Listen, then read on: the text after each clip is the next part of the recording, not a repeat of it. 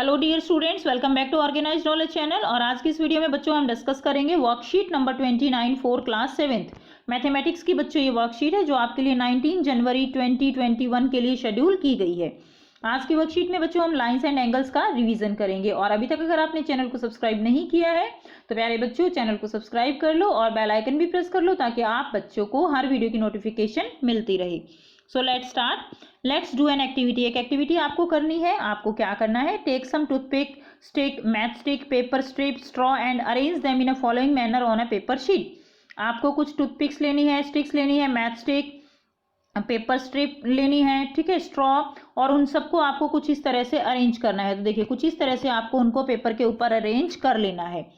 अब यहाँ पर जो ये एंगल्स दिए गए हैं ये जो है मैंने ऑलरेडी लेबल कर लिए हैं, तो आपको भी इसी तरह से अपने एंगल जो है वो लेबल कर लेने हैं ताकि आपको ये जो आपको टास्क दिया गया है ये करने में आसानी रहे। अब देखिए अब यहाँ पर क्या दिया गया है, now label your pasted strip and write down name of the following, और इन सबके नाम लिखने हैं। तो देखिए सबसे पहले क्या दिया गया है कि पैरेलल लाइंस कौन सी हैं। तो इसमें बच्चों पैरेलल लाइंस कौन सी है, तो फर्स्ट का आंसर क्या हो जाएगा, ए एंड बी। ये दोनों ए और बी लाइन जो है ये क्या है, पैरेलल है।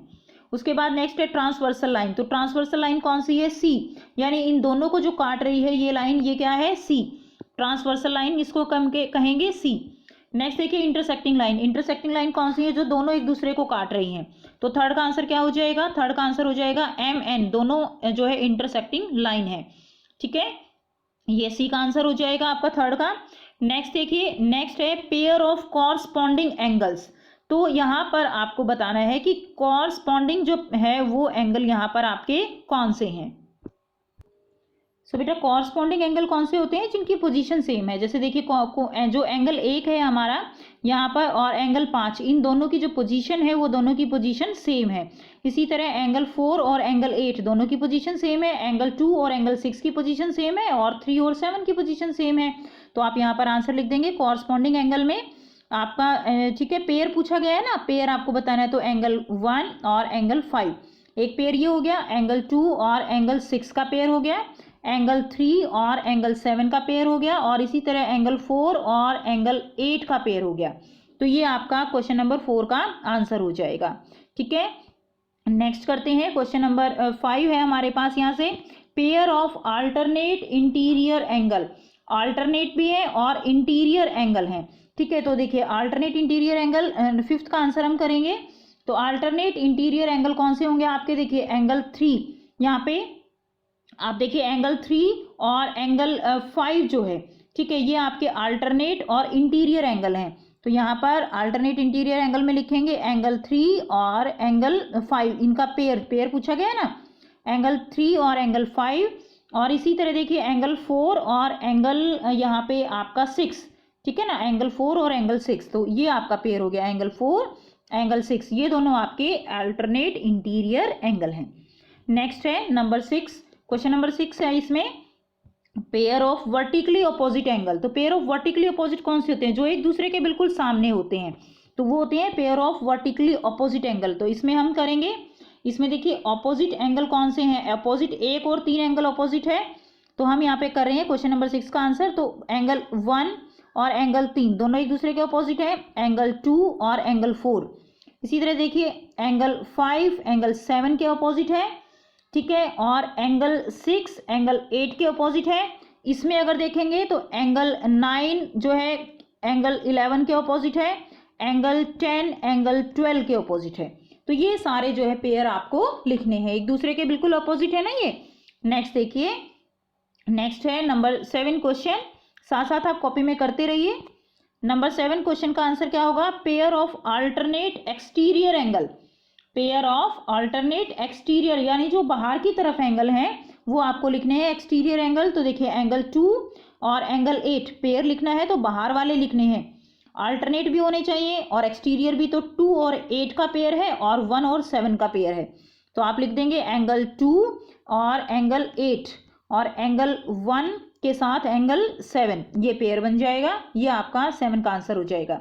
नेक्स्ट अगर हम देखें इंटीरियर एंगल, ठीक है, 8th क्वेश्चन है आपका, इंटीरियर एंगल आपको लिखना है। तो यहाँ पे 8th लिख लेंगे और इंटीरियर एंगल में कौन से हो जाएंगे, अब आपको पेयर नहीं पूछा गया है, केवल इंटीरियर एंगल पूछे गए हैं। तो देखिए 3 4 5 6, 3 4 5 6 ये आपके हो जाएंगे। तो लिख दीजिए एंगल 3, एंगल 4, एंगल 5 और एंगल 6 ये आपके हो गए पेयर ऑफ, ये इंटीरियर एंगल हो गई। ठीक है, अब करेंगे 9th पे एक्सटीरियर एंगल, यानी बाहर वाले एंगल जो है वो आपके कौन से हैं, एक्सटीरियर जो बाहर की तरफ है।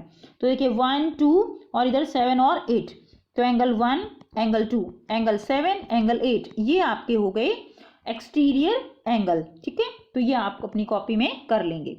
नेक्स्ट क्या दिया गया है, let's look around your house, observe the things minutely inside the house. ठीक है, तो आपको जो है अपने घर के आसपास देखना है, अपनी घर की चीज़ों को ध्यान से देखना है।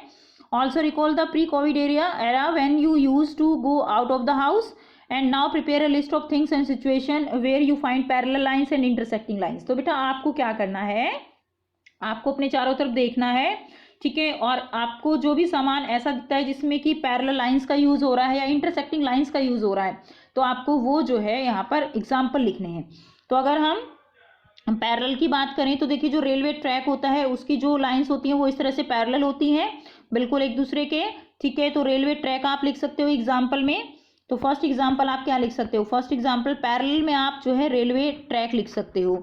सेकंड क्या लिख सकते हो, सेकंड आप लैडर लिख सकते हो, जो सीढ़ी होती है। ठीक है ना, तो सीढ़ी जो है कुछ इस तरह से एक दूसरे के लैडर जो होती है वो इसकी लाइंस जो है पैरेलल होती हैं। इसके अलावा बेटे कॉट लिख सकते हो, कॉट क्या होती है, जो चारपाई के पैर होते हैं ना, साइड में जो डंडे होते हैं वो भी एक दूसरे के पैरेलल हैं, तो आप कॉट का एग्जाम्पल दे सकते हो। ठीक, तो ये आपकी पैरेलल लाइंस हो गई। इसके अलावा आपकी कॉपी जो होती है, कॉपी की लाइंस होती हैं वो भी एक दूसरे के पैरेलल होती हैं। अब अगर हम बात करें इंटरसेक्टिंग लाइंस की, तो इंटरसेक्टिंग लाइंस में आप सीजर का एग्जाम्पल दे सकते हो। ठीक है, सीजर यानी कैंची, तो सीजर का एग्जाम्पल आप इसमें लिख दोगे। नेक्स्ट देखिए थर्ड टास्क आपको दिया गया है, write down your name in capital letters like. अब ये रमन जो है नाम दिया गया है, इसी तरह कोई भी जो आपका जो नाम है आपको उसको लिख के, और उसमें जो भी हमने अभी ऊपर ये एंगल पढ़े हैं ना, कौन सा एंगल किस तरह से जो है होगा, तो आप वहाँ पर इस तरह से अपना जो है नाम लिख के, और उसमें आपको अलग अलग जो एंगल हैं वो आपको यहाँ पर लिखने हैं। ठीक है, तो आप जो है जैसे कॉरस्पॉन्डिंग एंगल अगर आप देखें तो कॉरस्पॉन्डिंग एंगल का एग्जांपल दे सकते हो। अपने नाम में जो भी एंगल आपके आएंगे वो सारे आपको इसमें लिखने हैं अपने नाम में। ठीक, तो ये थी बेटा आपकी आज की वर्कशीट मैथ्स की। आई होप आपको वर्कशीट क्लियर है। कोई डाउट है तो कमेंट सेक्शन में कमेंट करके पूछ सकते हो। वीडियो अच्छी लगी तो लाइक शेयर जरूर से कर दीजिए, चैनल को सब्सक्राइब कर लीजिए, और अपने नाम में ज़रूर से आप इस तरह से एंगल्स जरूर कीजिएगा। इससे आपकी बहुत अच्छी प्रैक्टिस भी हो जाएगी, क्योंकि जब तक आप प्रैक्टिस नहीं करोगे ये एंगल्स आपको क्लियर नहीं होंगे। So thank you for watching students.